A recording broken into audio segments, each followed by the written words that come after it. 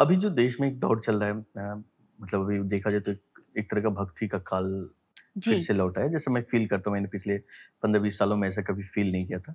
आप क्या सोचती हैं एकाएक मंदिर का निर्माण हुआ, लोग ऑनलाइन भी आप देखो डिजिटल में भी काफ़ी लोग स्पिरिचुअल की तरफ लोगों का स्पिरिचुअलिटी की तरफ जी, लोगों का रुझान है।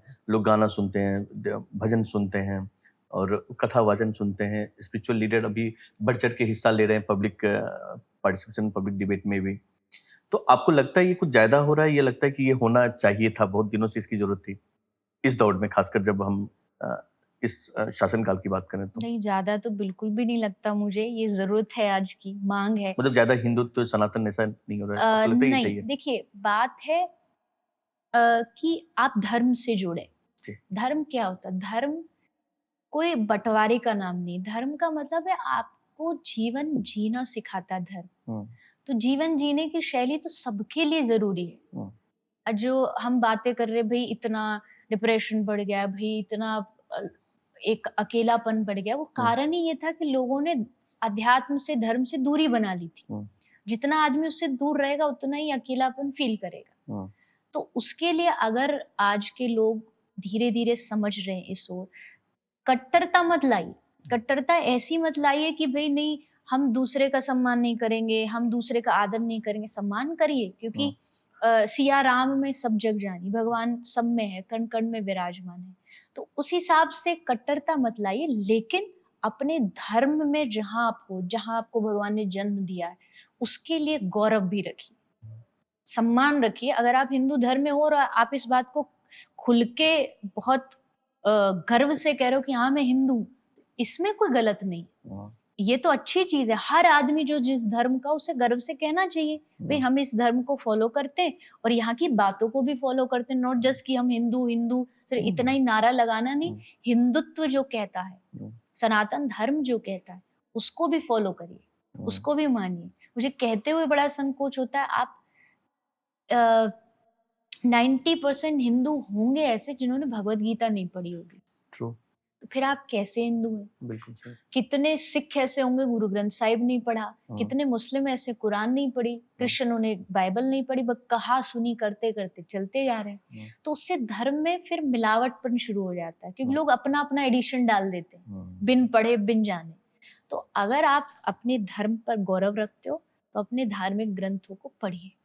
उनका अध्ययन करिए और फिर गर्व से कहिए आप जो भी हो, आप जिस भी भगवान को मानते हो, आप जिस भी संप्रदाय फिलॉसफी को मानते हो, हुँ, आप उसको आगे बढ़ाओ और ये हमारे लिए अभी का जो टाइम चल रहा है ना, गोल्डन पीरियड चल रहा है। हुँ, असल में ये हुँ, भक्ति का युग चल रहा है हुँ, और इसमें जो जितना अच्छा बन सके, अच्छा पा सके उतना अच्छा है।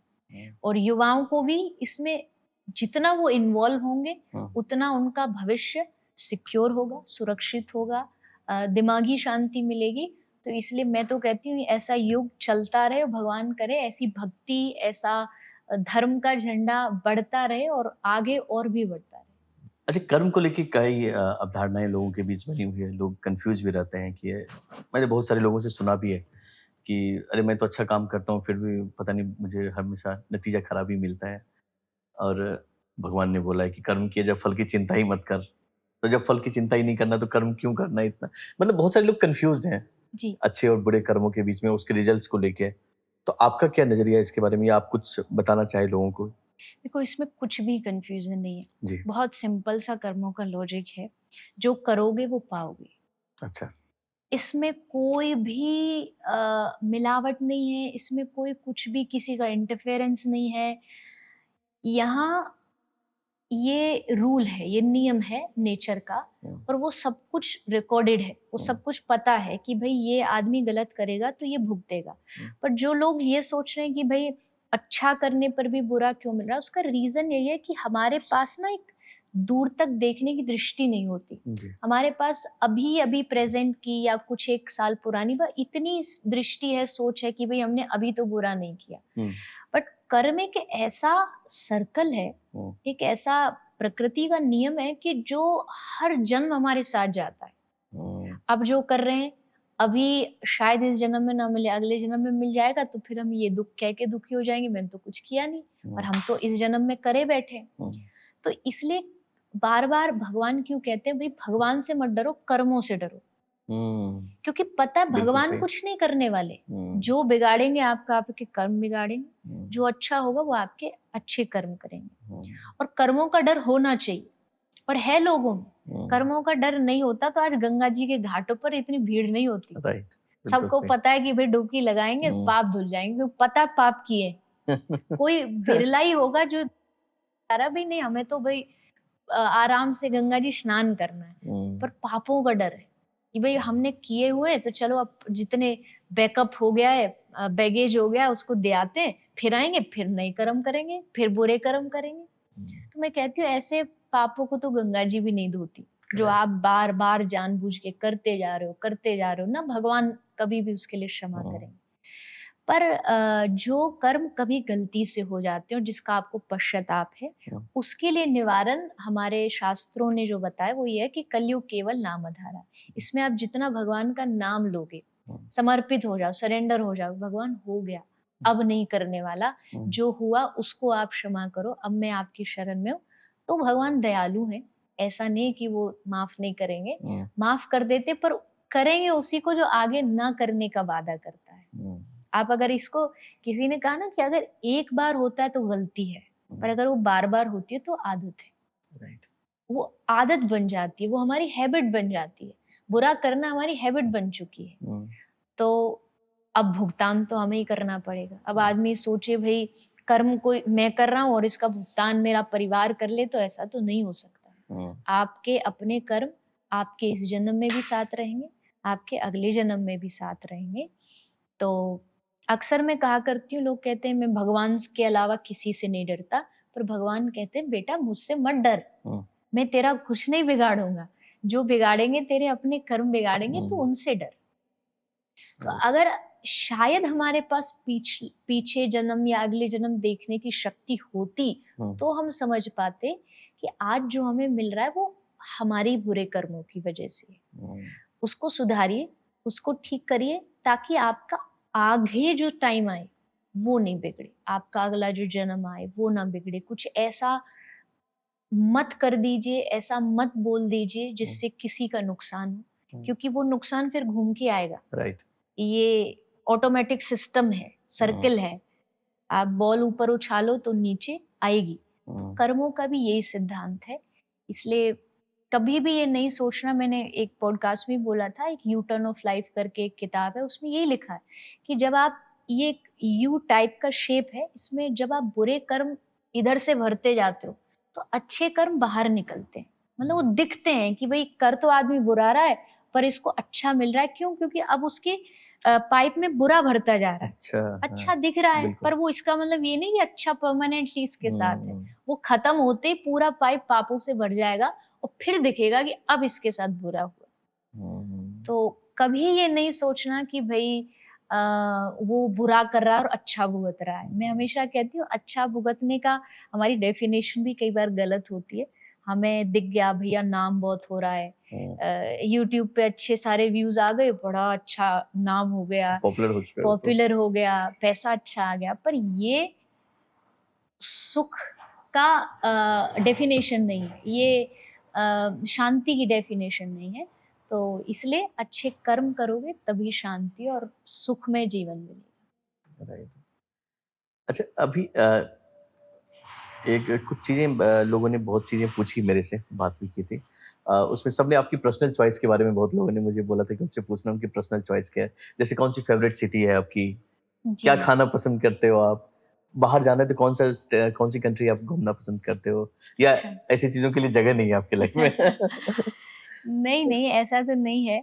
पर हाँ, थोड़ा-सा ये ज़रूर है कि मैं बहुत किसी भी चीज़ में एक्सट्रीम नहीं हूँ, थोड़ा हुँ, न्यूट्रल हूँ। मतलब मिल गया तो अच्छा, नहीं मिला तो अच्छा वाला हुँ, टाइप है। हुँ, बट फिर भी अगर कोई कहे, जगह तो मुझे लगता है मेरे हमारा जो ब्रज है, मुझे उससे अच्छा कुछ भी नहीं अच्छा। लगता। यहाँ तो हम लोग कहते हैं स्वर्ग भी फीका है यहाँ से। हुँ, तो अगर फीलिंग के हिसाब से बात करें तो इससे अच्छा कुछ भी नहीं, सुकून यही मिलता है, शांति यही मिलती है। बट अगर ऐसे कोई डेस्टिनेशन कहे जहाँ मैं ऑलरेडी बहुत बार जा चुकी हूँ कि भई कोई जगह कोई विशेष पसंद आई हो तो मुझे स्कॉटलैंड बहुत पसंद है। अच्छा।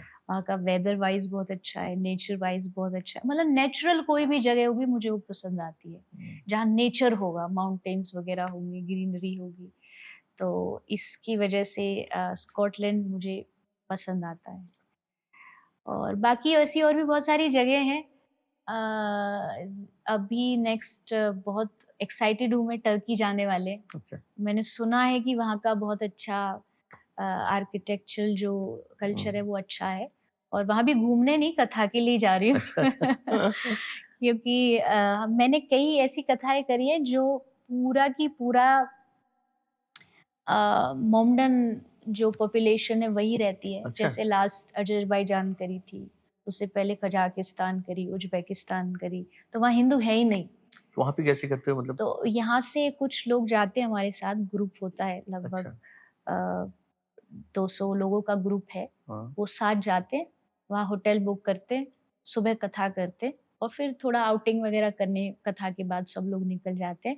एम उसका बस यही है कि भई भगवान के नाम का प्रचार सारी दुनिया में होना चाहिए। बहुत बड़ी बात है ये। ऐसी जगह भी होना चाहिए जहाँ कोई कृष्ण जानता ही नहीं हो।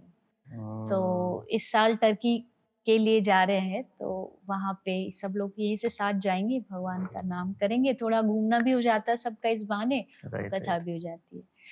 तो उसके लिए है, बाकी वृंदावन तो वृंदावन है। मुझे लगता है इससे बढ़िया दुनिया में कोई जगह नहीं है।